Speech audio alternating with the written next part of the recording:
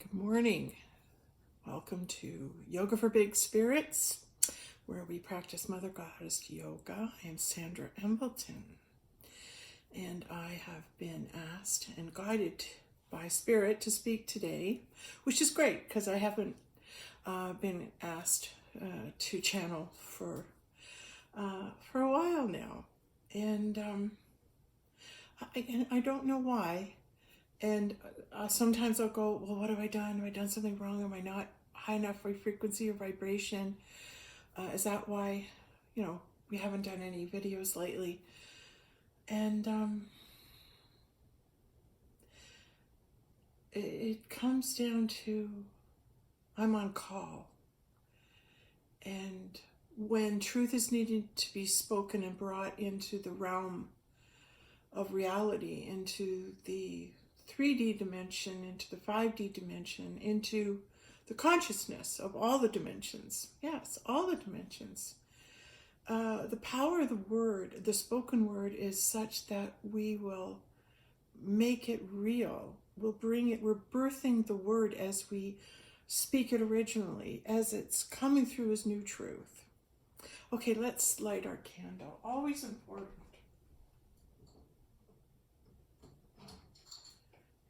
And as you can see, my candle is a mini Buddha. Look at that. Isn't that just adorable? He's lost his head though. That's good. Probably all the head and the wisdom he's accumulating has now been let out onto us all, so we'll get wiser. It's just a thought that came, but I said it out loud because the thought came.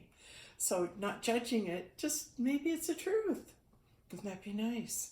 We got the big Buddha back there. All right. So we're right away. I'm being guided. Buddha's showing up. So let's light the candle.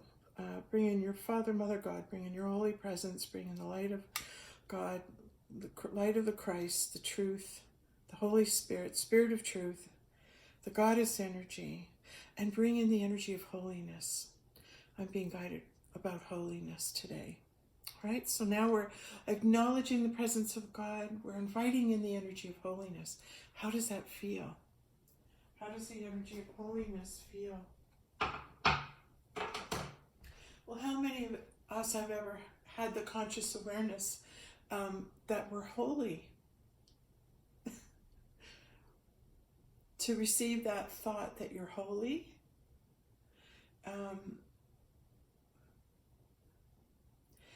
there's an energy of holy. I guess I want to explain it like this.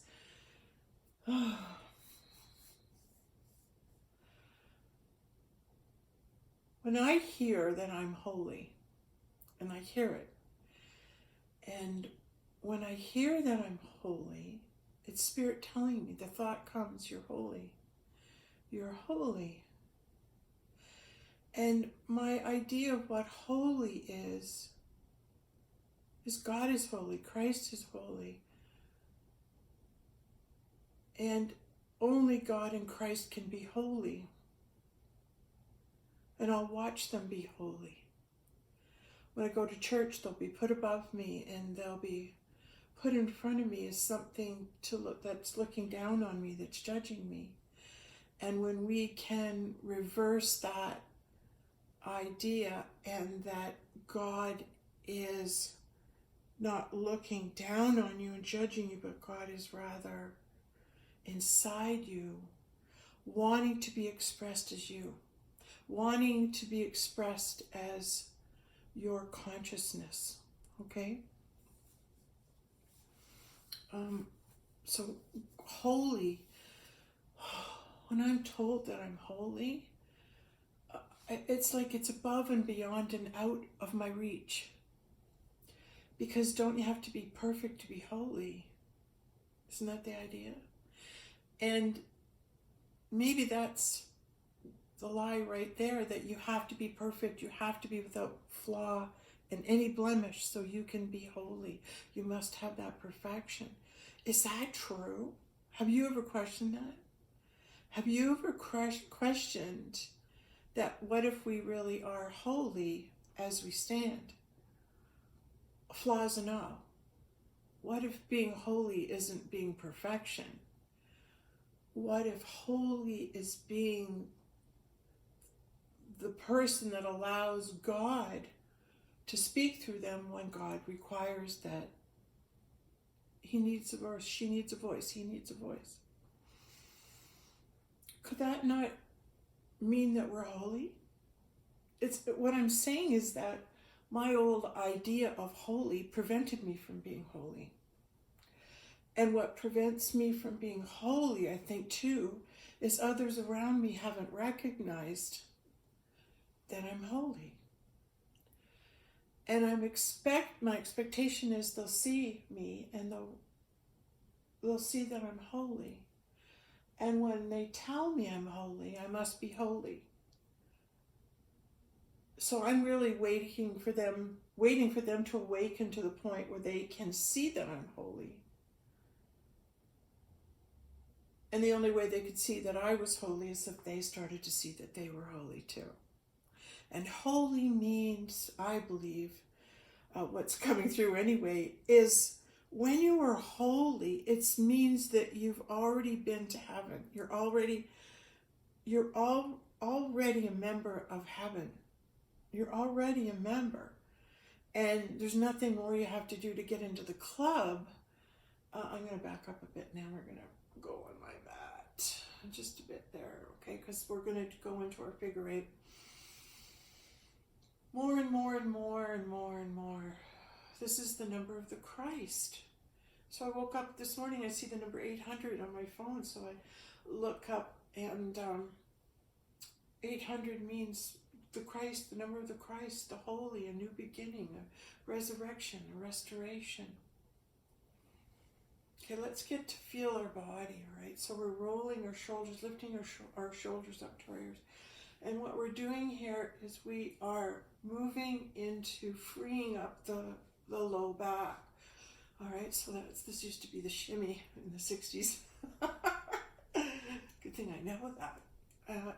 So anyway, you're wanting to just release that low back and let the body move into the shaking of it. And what you're doing is you're feeling and vibrating the spine. So you're starting to talk and communicate with your spine, saying, okay, I haven't done some yoga for a while. Where is my body finding restriction? And because you're not sure where the restriction is in the body, some of you can feel it. But when you want to really know when your body is constricted, it's when you allow it to move freely without judging. Just let it take off and start doing what it needs to do to unwind, to stretch itself, to open itself, to attune itself. I guess new energies are coming in, and so my body needs to be able to incorporate the new energies. And this incorporation would involve dancing, good music, lots of fruit, and just allowing yourself to feel the body. I think that's what was so great about the dancing in the 60s, is that when people started to experiment with different hallucinogenics and started to smoke pot and all, what it did is it brought them into their body, the sensation of the body. And so as they began to loosen up and let go and really let it hang out, it's like their body releasing created the dance moves. And then we just put a name to them, right? Just put a name to them. But really, everyone danced differently because if they were in tune with themselves, everyone's body needed to move differently to release at different times. So I'm feeling the hip wants to release, the low back wants to release. Breathing in, shoulders to ears. Really give a good stretch. I think we'll go back to that.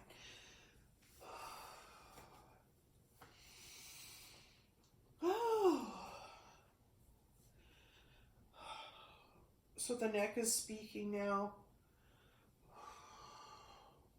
And we're going to do our turning, our palms. You can push your palms down. And you can lift yourself up, your arms up. As you lift the arms, you're working different parts of the spine. So when the arms are straight out from shoulders, pushing out with the palms, I'm working on the shoulder area. As the palms go down, you start to move and stimulate different muscles along the spine and dropping the hands down. Now you bring the twist and the movement into the pelvic bowl. And my pelvic bowl is telling me it's the area below the navel, and it's like that you sit in your pelvis, like, you know, the body and the weight, it's got the spine, and then the spine comes into the pelvis like a bicycle seat, I see it as. And we're wanting to move that area and free up our creative, our sexual, our power.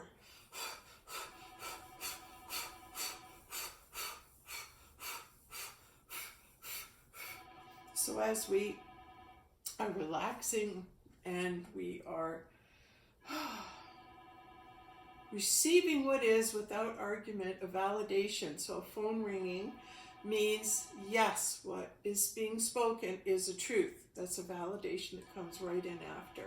My phone goes for 6 rings. We're almost there. All right, so just going side to side, letting the arms move side to side. And I'm kind of taking my hands and letting them slap the bottom of my spine.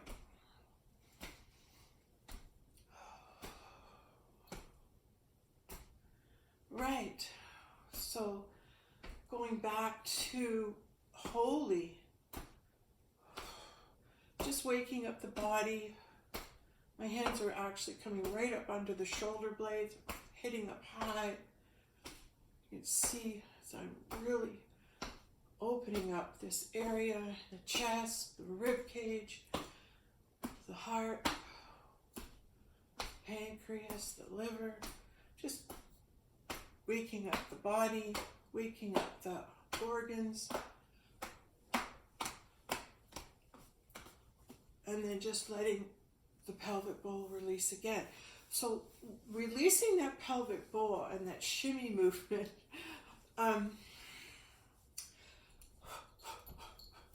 it's allowing us to access what it is we've brought with us to share. In other words, our purpose, what we're here to share, what we're here to speak about with one another, the message you're meant to deliver is in your pelvic bowl. You've brought it in your body. So by doing and practicing Mother Goddess Yoga, we're moving that figure 8, which is eternity, which is new beginnings, which is the number of the Christ. In Greek, one of them is in Greek, and in Hebrew too. I studied this, so I'll study a little more and I'll bring more information to you, because I was checking out the number 8 today, and the Rose of Sharon. And the Rose of Sharon represents the Christ, represents Jesus. I was unaware of that. And so his presence and his protection. And then all along in the backyard, I've had 2 big giant Rose of Sharon bushes, male and female, twin flame. I have a fairy garden in my backyard too. I'm not the greatest custodian here. I find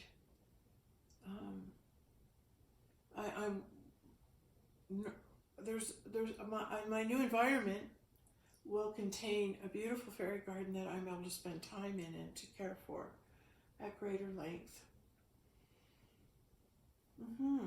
Maybe I'm seeing something about myself. Why am I waiting and not doing it here?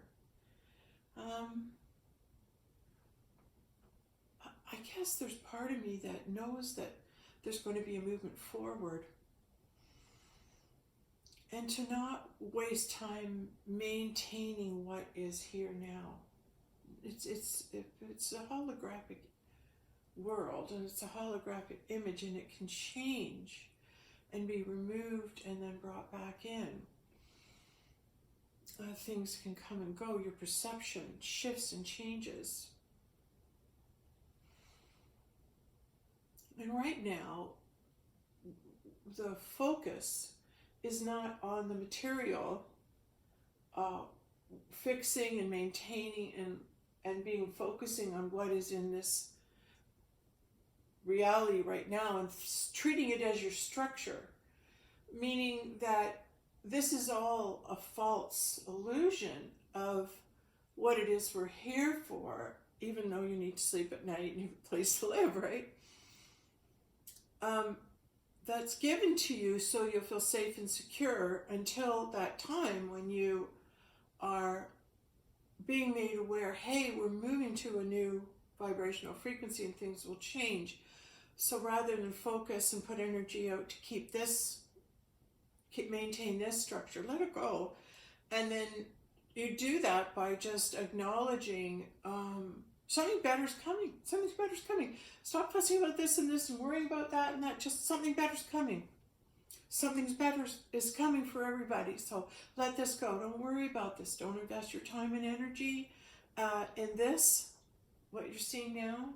What we want to do is bring our time and our energy into understanding. It's like, oh, I've worn the same coat, to work and at work for so long. And you know what? I think it's time for a new one. I mean, it's got stains everywhere. It's ripping here. And I love this coat. I've worn it every day. I have a lot of love for it. And I have one of the best coats, But it's old now and it's falling apart. So maybe I'll, leave that and move on to put on a new coat and see how that feels. And if you can liken that example to the mindset of moving forward, is like letting that coat go. And our job is to create what it is we want to go to. And that's harder than, easier said than done, is what I want to say. Because when you're not used to things going right, when you're not used to, getting large sums of money and living in a beautiful home and getting along with everybody and your best friends that sit in your circle, your celestial circle of family and friends,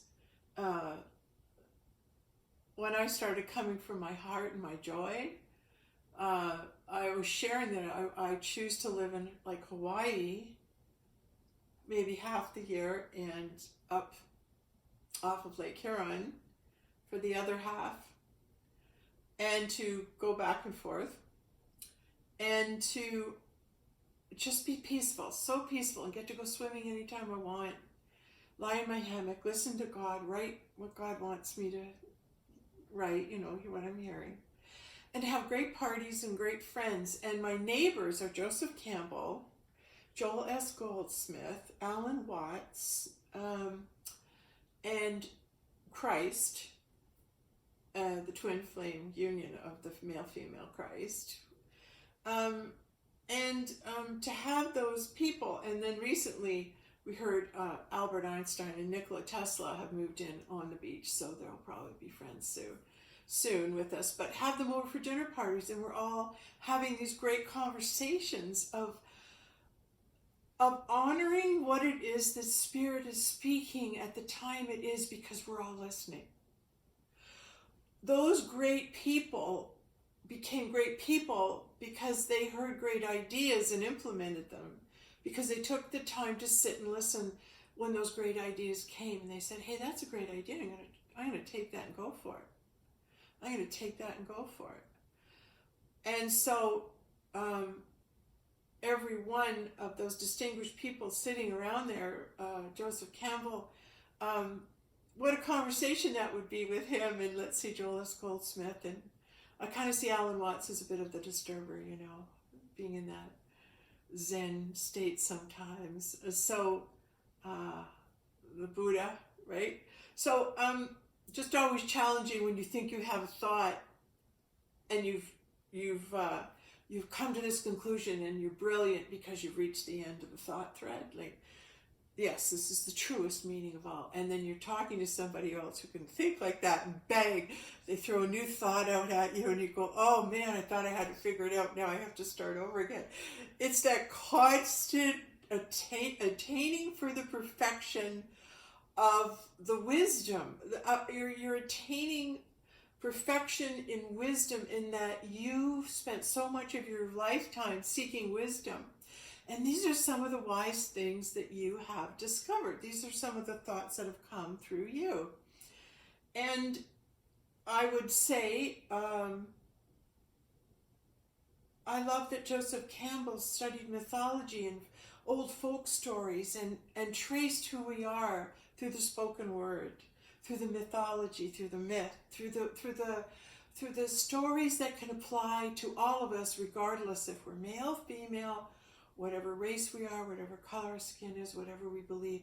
We can hear these stories, and that's why mythology is so wonderful.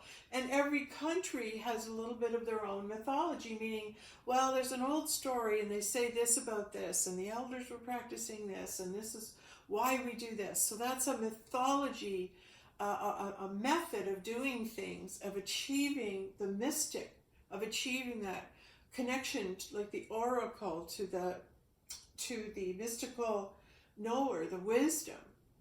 It's seeking to find that, and every country can have their story of it. But the point is that sitting around with individuals that have high thoughts is a game. It's a game. It's a fun game.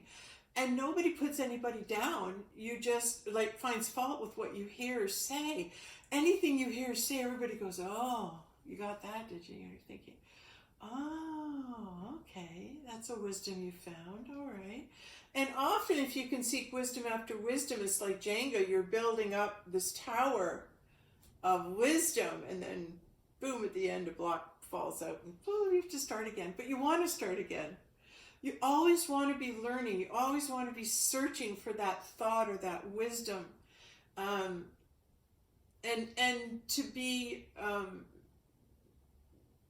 I'm hearing titillated, to be pushed to that point of, oh yeah, you think you know that? Well, what about this? And it's like giving me something to chew on, give me something to think about again. I think when you become a great thinker, the universe will use you to pass through great thoughts, like Einstein received. He received great thoughts, but he had to go back and learn about the science, and his wife helped him immensely to learn about that so he could express mathematically what he was seeing, right? And a lot of people who get a great vision spend their time researching the vision they had and knowing the most you can about it. So when I had an incredible experience with God and he breathed himself into me in 1994, I've spent since that time awakening to that he shared with me at that time that I was a gift. So how does that apply to the world? What did God mean by that?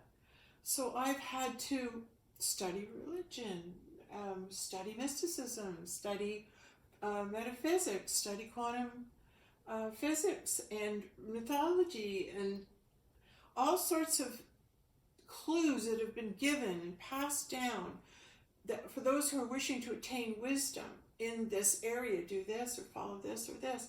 Well, I was choosing to seek wisdom in the area of God's relationship to us, how God speaks, but receiving the thought that if I want to do anything, my theory, I'm going to prove is that I want to meet Christ this lifetime.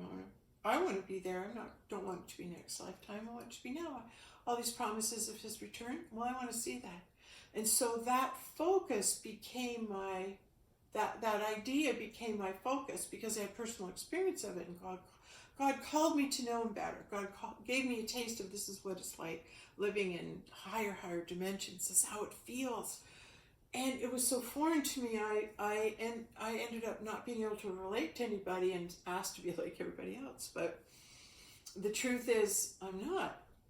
Now you spend the rest of your time getting upset with yourself that you're not like everybody else.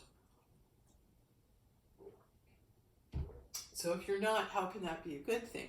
And then you reach the maturity of saying, oh, well, I'm not going to seek others' approval as much as I'm going to realize my value and my worth. And this is what we're to do, is establish our value and our worth. And how do you arrive at your worth? How do you arrive at your worth with your thoughts?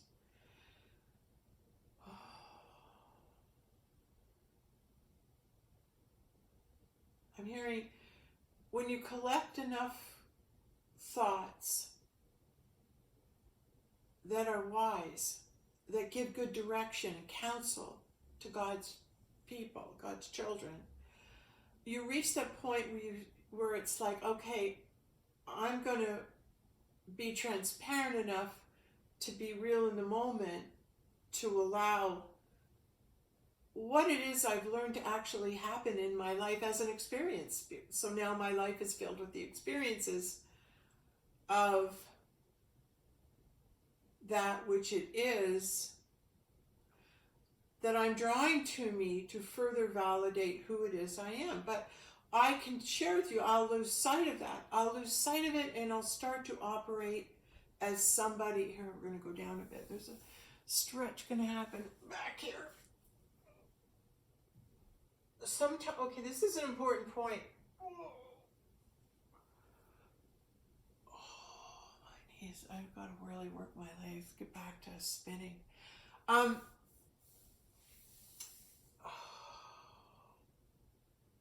Stretch coming up.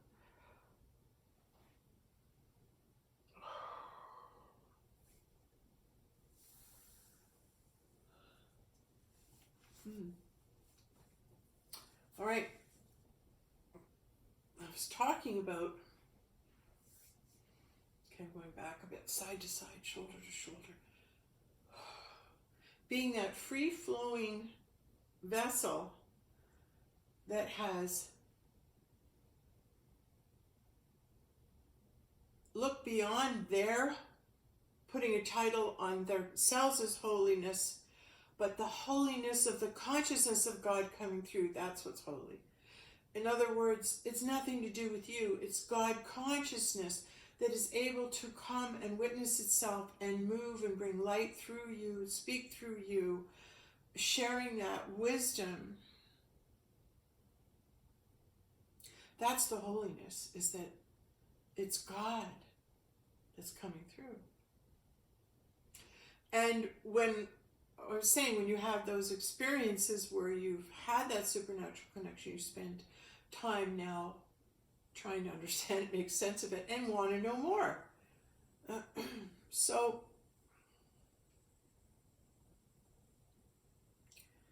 we were creating what we want to see, and let that old coat go and put a new coat on. And what is it that I deeply love to see? I love people, and talking to people and meeting people and smiling and sharing concerns and laughter and sharing a community, a care for one another.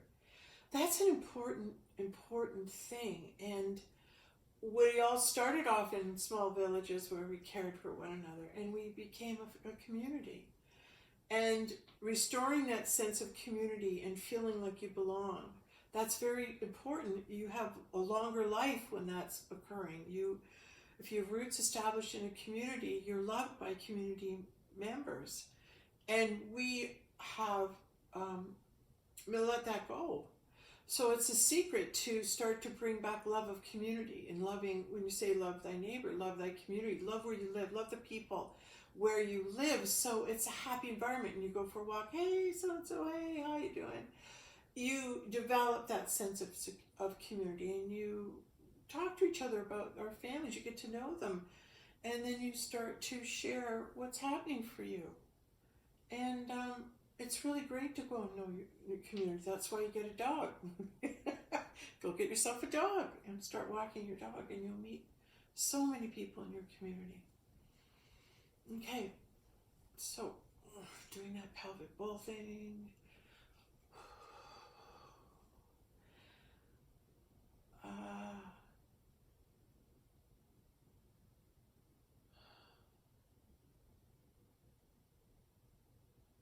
I love being holy. I love being in the moments where holiness shines on me, and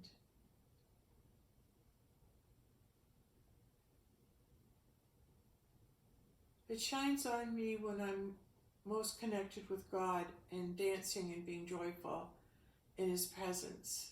And the holiness of the moment that I'm in when I'm with God is like no other. You cannot explain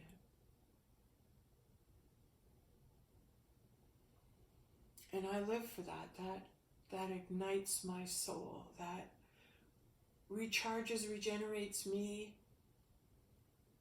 Because I just go and I talk to God and I have it out with Him, and I tell Him what's wrong. And this is this and this and that. I'm mad about that. And He just sits and listens. God's in the clouds, in the heavens. I'm looking, I'm talking.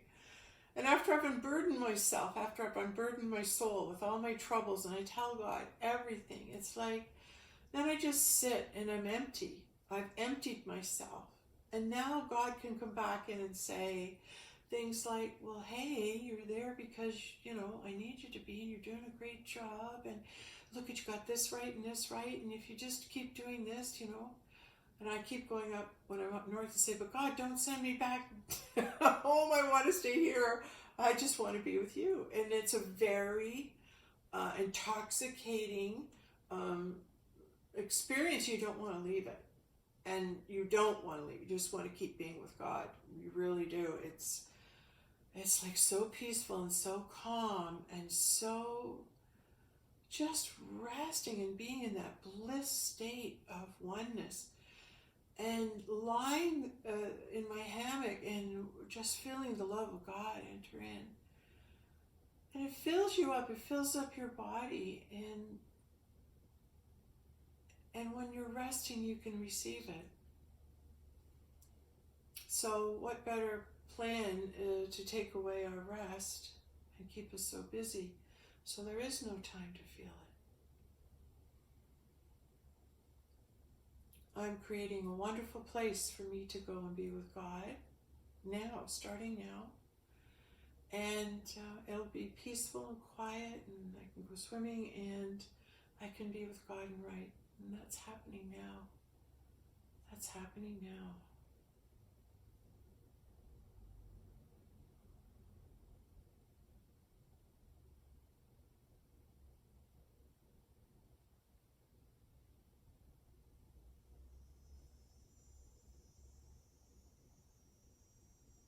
Creating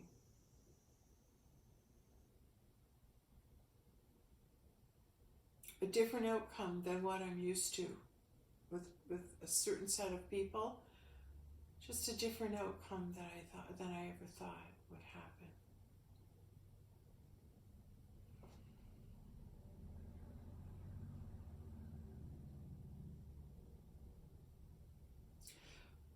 When I see myself as nothing,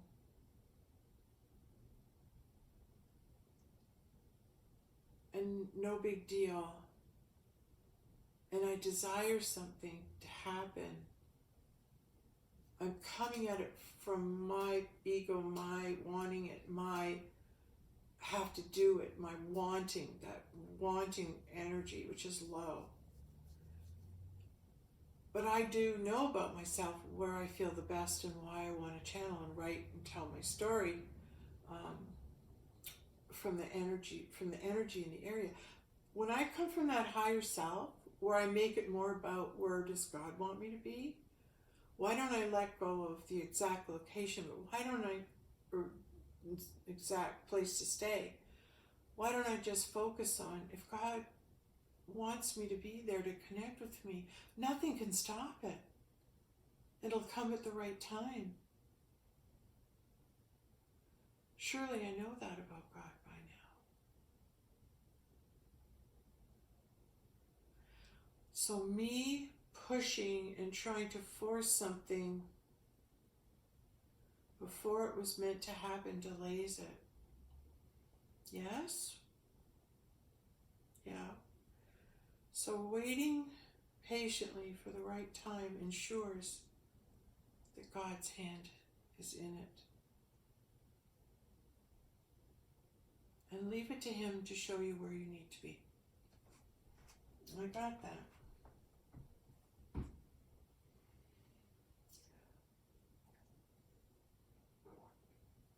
It's hard to let go to that degree when we make plans.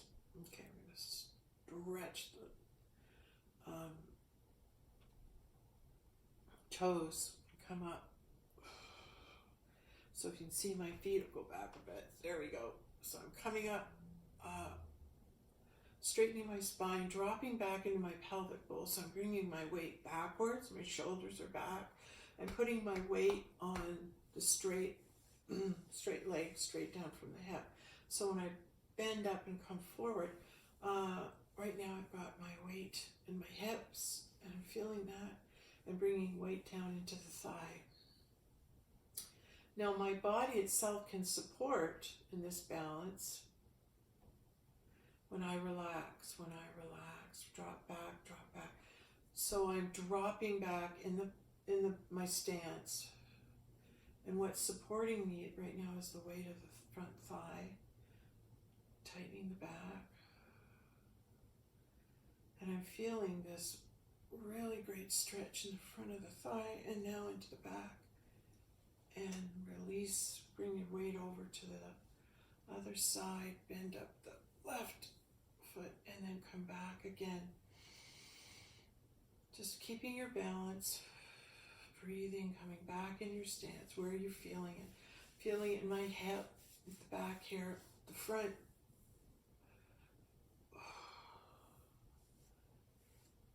And hands together at the back, shoulders back. So we're doing Buddha belly breathing, and we're balancing our male side. Because I'm over on the right, and I'm bringing the right side into balance.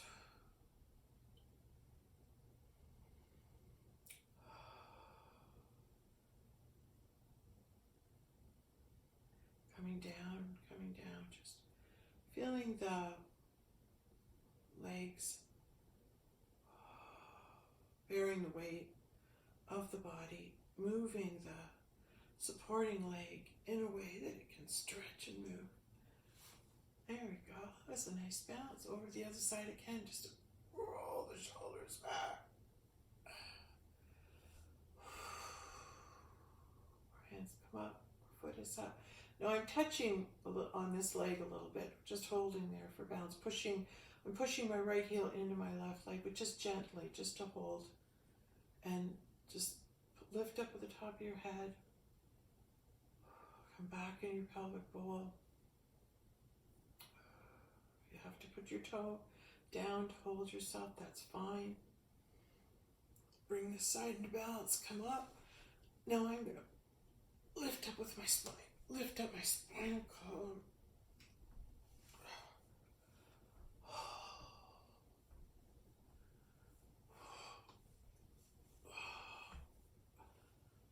Lift up on the other side. Okay.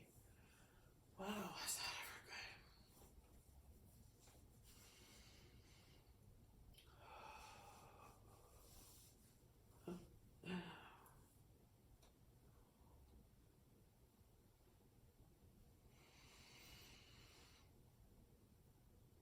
when I was sitting looking at the number 800, and it was talking about the Rose of Sharon being Christ, and my affiliation with the 888, and having numerologically my numbers goes to 88, but I'm a 55, born in 55, and a Virgo, born in the 9th month, goddess. And today I got the 9 plus 5 is my favorite number, which is 14, and 1 and 4 is 5, that's 55.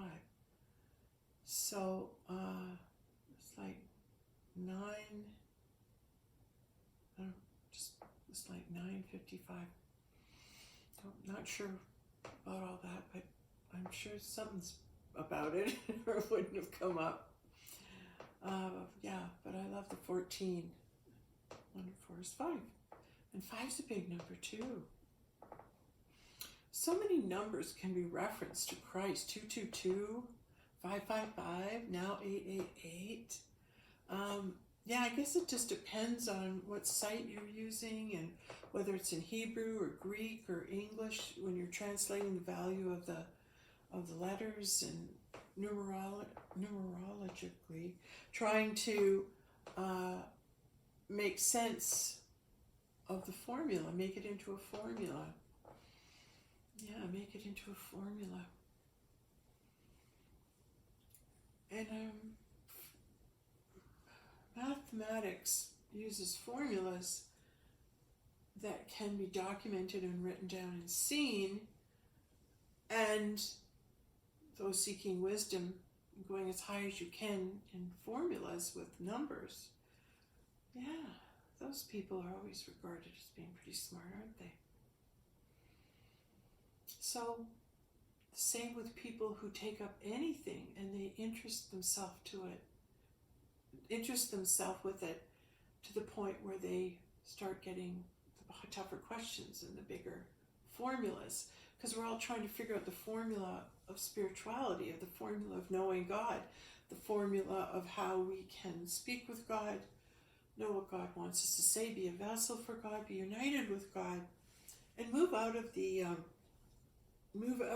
illusion that's negative. We want to be in the positive. If we're going to be in a holographic universe, let's make it positive. Let's make it happy. Let's make it something we love to do. Just love speaking with people, being friends with people, but spending time with God.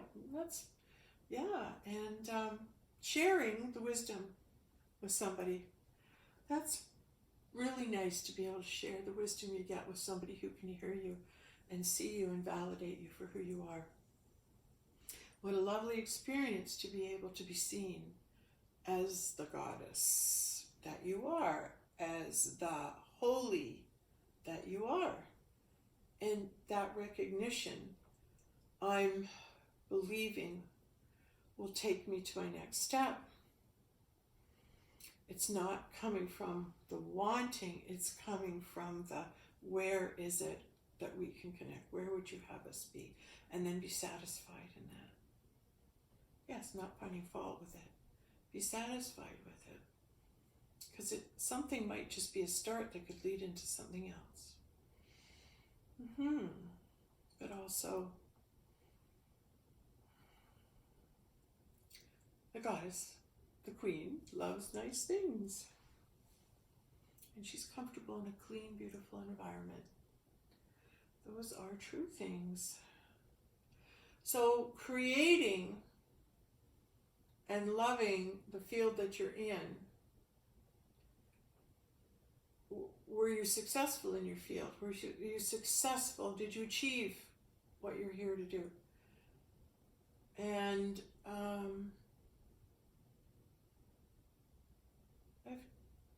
would say I've achieved a lot since I'm here. But really, once the recognition of the Christ within the self, that you are able to speak then and say, wait a minute, this person has the Christ in them. They have the Christ energy in them, and Christ comes through this person. And to be able to say to another person, you carry the Christ. The Christ energy comes through you. It has before and it is now. To be able to identify another being who carries the Christ energy and is here to speak as a vessel for God, those are the ones we want to wake up, because we want them to start speaking. Okay? Yeah, I think I'll do a little video today maybe about that point right there. Just to have it open. Just to have it out there.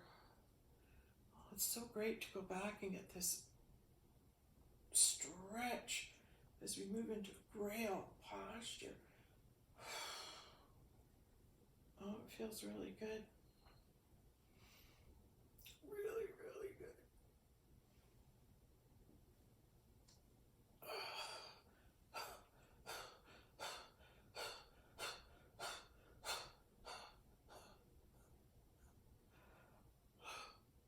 That's the Grail posture moving into the birthing posture. Hands are coming together, resting on my low back. Palms pointed down. Palms together, fingers pointing down. I wanted to just bring in that energy for you for holiness. It's such a untalked about, adventured, little adventured avenue where people talk much about, well, what is holiness? What is holy? How do you move into a state of holiness? How do you move into the reverence of the presence of God in the place that you are? And there's this calm that comes over you. And you just, all the energy drops down and you become really present in your body.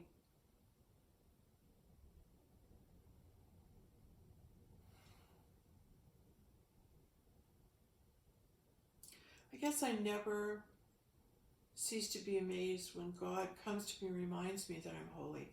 When he comes and reminds me that he's been with me my whole life, moving me here and moving me there and having me go here, and do this and this. Because every place I go and everywhere he sends me has meaning. And discovering on my journey, number 22, being told by God that I'm the Holy Grail, coming into then Noah's son and being the Holy Grail in that regard for God, and then continuing moving into the function of the Grail and what the Grail is designed to do, which is inform God's people, God's children, just like her children. And when you come into that awareness of that high being, to be the Eve, to be the full goddess, what would you do? How would you be God on earth if you were God? And then your natural thing is to say, well, love everybody. Well, of course you would, because you created them. They came from you. They're your children. So if you're a mother and you call your kids and you're saying, hey kids, time to come home, come on. And they're out playing, it's like, who hears their mom calling? Which one of her kids can listen to her, can hear her? Which one of her kids hears her and responds and comes? And which of her children delay and keep playing, ignore her, or fighting? It's like they're not respecting their mother. And it's a very bad feeling when you're not being respected as a mother. And so you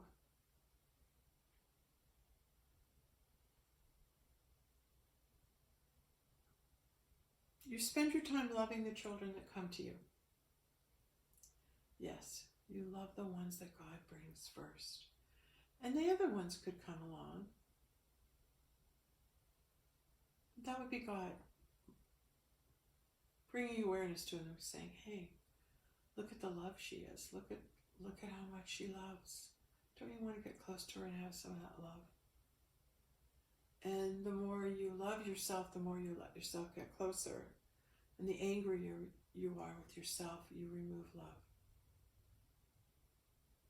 Yes, so when you are loving the self and start seeing the God in yourself, that it's not you, but it's God being conscious through you, having these experiences, it helps you take a step back and then not be so critical and judgmental of yourself and go, well, I was doing the best I could and I might have made better choices here and here. Yeah, but you didn't. So let it go. You're where you need to be with the choices you've made. Now make that okay. Make that position okay.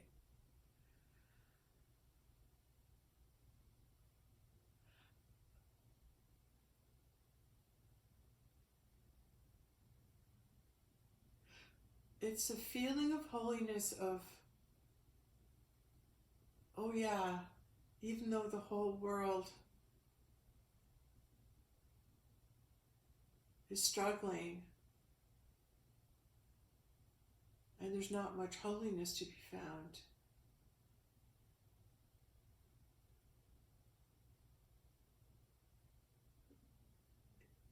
bring in the holiness.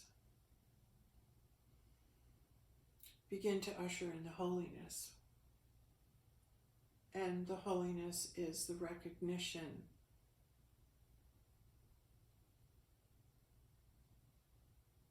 of, thank God it's not you making these decisions, it's God. You're here to learn the lessons. God's here to make those decisions for us. And when you believe He has your best interests at heart all the time, and He's always looking after you, and you don't have to sweat it, you don't have to make it happen, you don't have to will it to happen. You can listen for the instructions that will guide you on your next step, which will actually make happen what it is that you're seeing for yourself. Yes. I'm studying right now under Marina Jacobi. Marnie. Oh, she's really great. I'm watching her every day now. Maria Jacobi. She's wonderful. So I'm watching her every day, and I'm learning about the quantum physics of creating the realities and the outcomes. And the flow that she speaks of, which happens when it happens to you, it's unstoppable. But for me, when I move into that flow, it's like God calling, or an adventure's calling to move me into it. And it's hearing there's an adventure afoot. There's somewhere you'd like to go. We're creating a place for you to move to shift to create in. And the one point I learned yesterday, that when you're trying to create something wonderful for yourself, not to create something where as soon as you wish you want to create it, you think, oh, well, that could never happen. Then that throws you down in doubt, and that stops the creative process. So as long as you can create something that's just a little step ahead, or a little step ahead, and well, this could happen and this could be better. Yeah, take it easy, take it slow, creating next steps that are obtainable, and then you won't drop your frequency. But it's you know what, it's different than that. It's when you're in that flow, you're in a constant knowing of what's next, a constant, we got to go here, there, what's happening now, then you're told, and then you go do it, and then what's happening now, then you're told, and you go do it. So it's that automatic flow that is perpetually operating in you. That's the God. That's when you know you're with God. You're one with God. Is when it's happening fast, and you're being guided and directed, and you just do what you're told. And you have the energy to do it, and everything just unfolds. It's a great feeling. Yeah. And she's saying it happens when you're in movement. Well, here we're in movement, coming into movement with our figure 8. But when it's in movement, for me, it's like something will happen and then you move into it. And you're trying to make something happen by putting something into action, like a phone call, to make something happen, which triggers you, then other things happen. And the next thing you know, it's like there's great movement. There's great movement. So I'm going to prepare for great movement to happen in my home. I'm going to prepare for great movement to happen in me. And I'm going to listen for the guidance that takes me where I'm to be.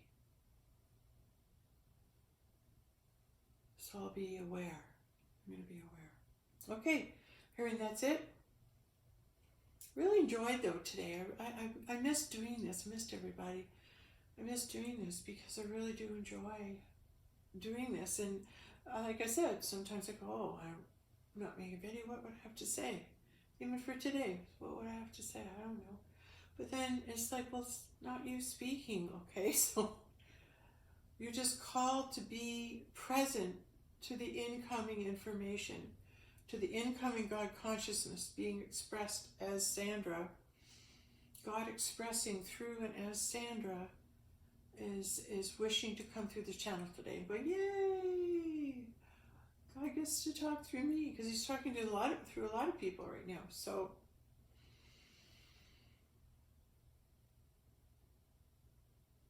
but I am finding myself getting guilty, caught in the 3D dramatics, and it drops me down, and it does. And then I have to constantly be made aware so I can come from the higher self, which says, yes, this is happening, but disengage from it now. Disengage from it and move into that which you wish to create. Move into that quiet time with God. So,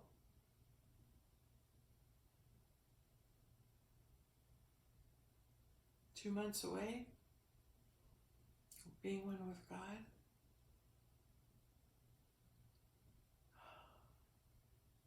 That'll heal my soul. All right. Thank you very much for staying and doing Mother Goddess Yoga with me. It was wonderful. I'm so glad to see everybody, feel everyone's presence, but feel my joy at connecting and being guided and just enjoying this time with you, hearing all the great things that came through. All right. Thank you very much.